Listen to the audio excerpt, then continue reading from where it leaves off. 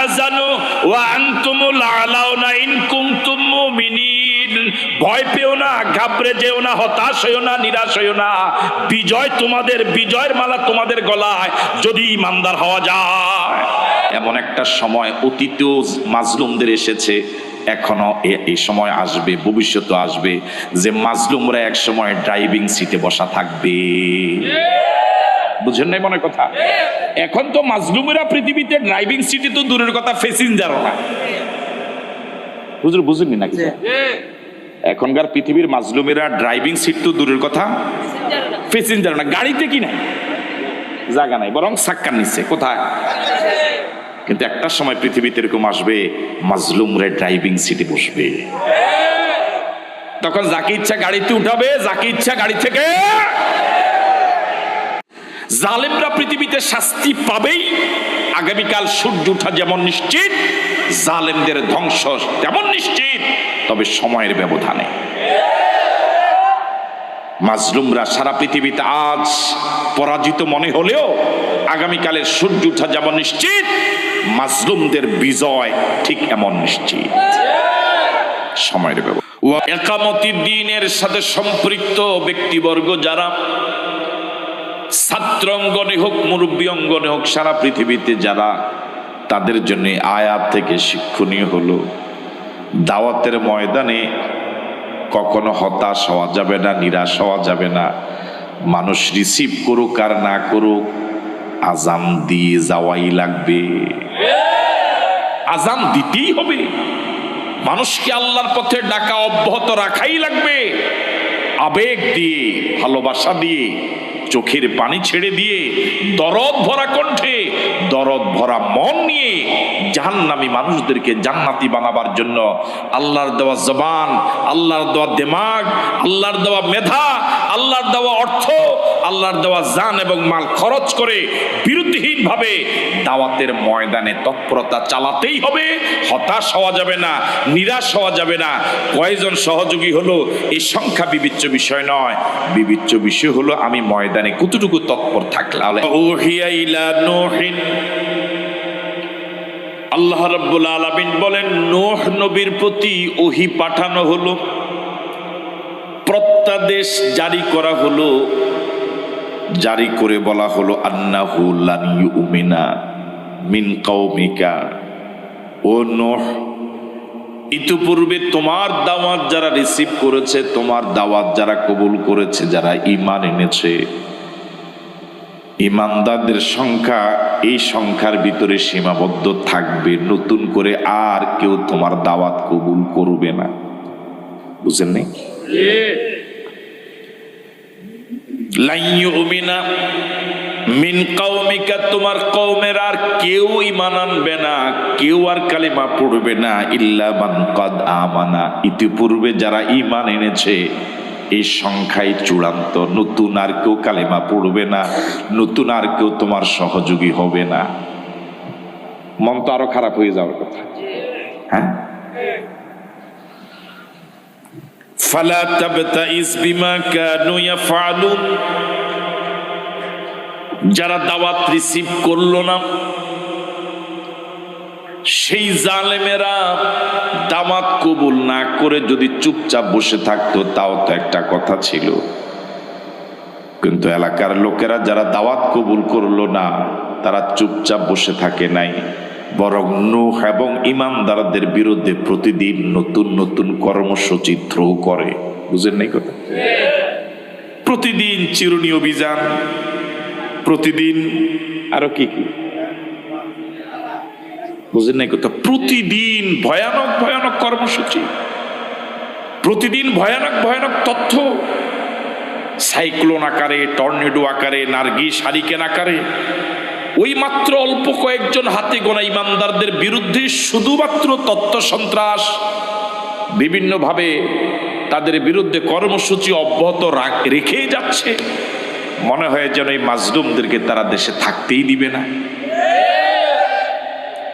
এই জন্য আল্লাহ রাব্বুল আলামিন নূহ নবীকে বলেন, ফালা তাবতাইস বিমা কানু ইয়াফআলুন, ওই জালেমেরা বিমা কানু ইয়াফআলুন, যে কর্মসূচি পালন করে, যে তৎপরতা চালায়, এই তৎপরতা শুনে, তৎপরতা দেখে তুমি মন খারাপ করো না। আল্লাহু আকবার বলবেন না? তুমি মন খারাপ করো না, নো, আমি তো আছি। তুমি তো তোমার কাজ করছো না, তুমি তো আমার দেওয়া দায়িত্বই পালন করছো। তা আমি তোমাকে যে দায়িত্ব দিয়েছি, দায়িত্বের বিনিময়ে তুমি যে জুলুম, নির্যাতন, অমানবিক অত্যাচার সহ্য করছো, আমি আল্লাহ কি এর বিরুদ্ধে একটা ব্যবস্থা নেব না? কথা বলে, নিবে না? ওয়াসনাইল ফুলকা বিআইয়ুনিনা ওয়াসনাইল ফুলকা বিআইয়ুনিনা ওয়া ওয়াহিনা ওয়ালা তুখাতিবনি ফিল্লাযিনা যালামু ইন্নাহুম মুগরাকুন। হযরত নূহ দাওয়াতের ময়দানে যে কষ্ট করেছেন, ওই সচিত্র প্রতিবেদনটা আল্লাহ সূরা নূহে ৭১ নম্বর সূরায় আলোচনা করেছেন। ক্বালা রাব্বি ইন্নী দাউতু কওমি লাইলান ওয়া নাহারা ফালাম ইয়াজিদহুম দুআই ইল্লা ফিরারা। ও আল্লাহ, আমি আমার কাউকে দিনেও দাওয়াত দিয়েছি, রাতেও দাওয়াত দিয়েছি। ক্বালা রাব্বি ইন্নী দাউতু কওমি, ও আল্লাহ, আমি আমার কওমকে তোমার পক্ষ থেকে দায়িত্ব পেয়ে দাওয়াত দিয়েছিলাম। কওমি, আমার সম্প্রদায়কে, আমার এলাকার লোকদেরকে, আমার গ্রামের, আমার জনপদের লোকদেরকে দাওয়াত দিয়েছিলাম। সময়ের দিকে তাকাই নাই। লাইলা ওয়া নাহারা, দিনেও দাওয়াত দিয়েছি, রাতেও দাওয়াত দিয়েছি। আল্লাহু আকবার। তার মানে বিরতিহীন ভাবে সব সময় দাওয়াত দিয়েছি। হাটে বাজারে, পথে প্রান্তরে, অলিতে গলিতে, শহরে গ্রামে, সর্বত্রই শুধু দাওয়াত, শুধু দাওয়াত, শুধু দাওয়াত। আল্লাহর কিছু বান্দা বর্তমান পৃথিবীতে এমন ছিলেন, পৃথিবীর বিভিন্ন দেশের এরকম কিছু দাঈল আল্লাহর জীবনীতে পাওয়া যায়। তারা ট্রেনের টিকিট কেটে উঠতেন, বাসের টিকিট কেটে উঠতেন, কিন্তু হকারেরা যেভাবে দাঁড়িয়ে দাঁড়িয়ে পণ্য বিক্রি করে, ওই ট্রেনের বগিতে ওনারা এভাবে দাঁড়িয়ে দাঁড়িয়ে হকারের মতো আল্লাহর কোরআনের দাওয়াত দিতেন। অথচ তিনি টিকিট করে উঠেছেন, তার জন্য একটা সিট বরাদ্দ, ওই সিটে বসতেন না, বরং বিভিন্ন ছোটখাটো পণ্য যারা বিক্রি করে দাঁড়িয়ে দাঁড়িয়ে ঘুরে ঘুরে এই বগি থেকে ও বগি, যেই বগিতে লোক সংখ্যা যত বেশি তাদের টার্গেট সেই বগিগুলো, শুধু দাওয়াত, শুধু দাওয়াত, শুধু দাওয়াত।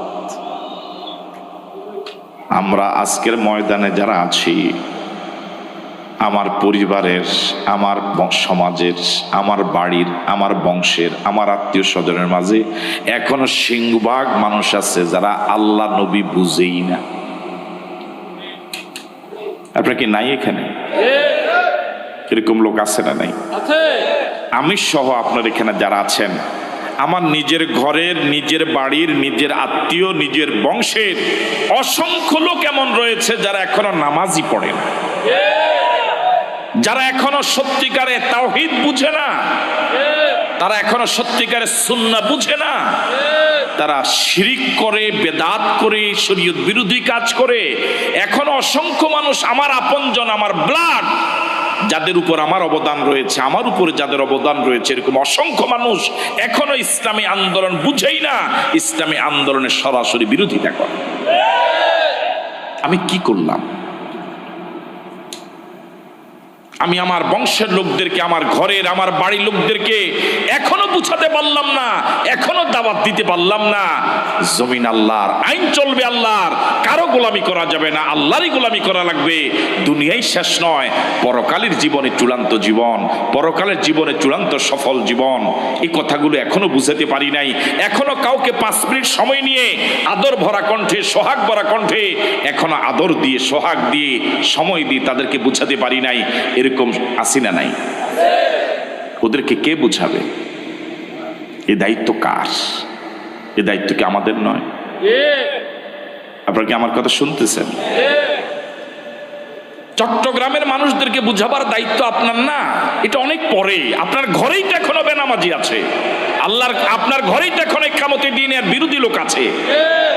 আপনি ইসলামী আন্দোলন করেন, আপনার ছেলে তো ইসলামী আন্দোলন বিরোধী মিছিলের সে সদস্য। তা আপনি কিসের ওয়াজ করেন? কাকে আপনি ওয়াজ করেন? আপনি কোথায় দাওয়াতি কাজ করেন?